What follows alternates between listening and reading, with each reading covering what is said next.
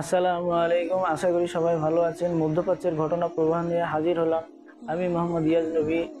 ইরানের সংবিধান অনুযায়ী যদি কোনো প্রেসিডেন্ট নির্ধারিত সময়ের আগে মৃত্যুবরণ করে তাহলে পার্লামেন্ট বিলুপ্ত করে 50 দিনের মাথায় নির্বাচন দিতে হবে। সে অনুযায়ী 28শে জুন আজ শুক্রবার সকাল 8টা থেকে ভোট গ্রহণ চলছে।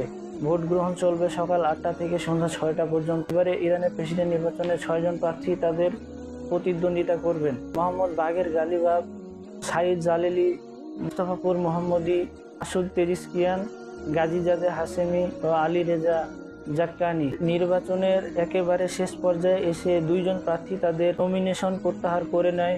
ইরানের সাবেক ভাইস প্রেসিডেন্ট গাজীজাদে হাশেমি, অপরজন হলো তেহরানের মেয়র আলী রেজা জাক্কানি।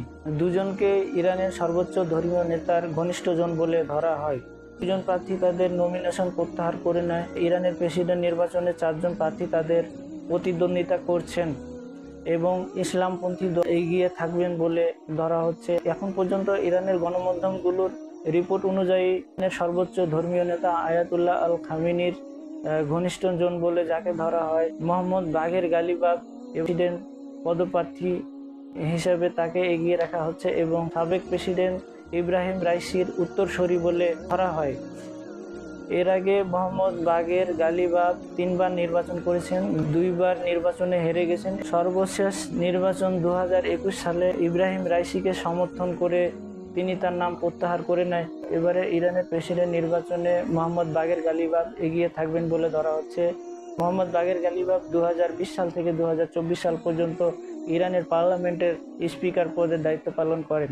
সংস্কারপন্থী নেতা মাসুদ পেজিশকিয়ান, যিনি একমাত্র ব্যক্তি সরকারের দুর্নীতি এবং মাহসা আমিনের মৃত্যুর প্রতিবাদ করেছিলেন।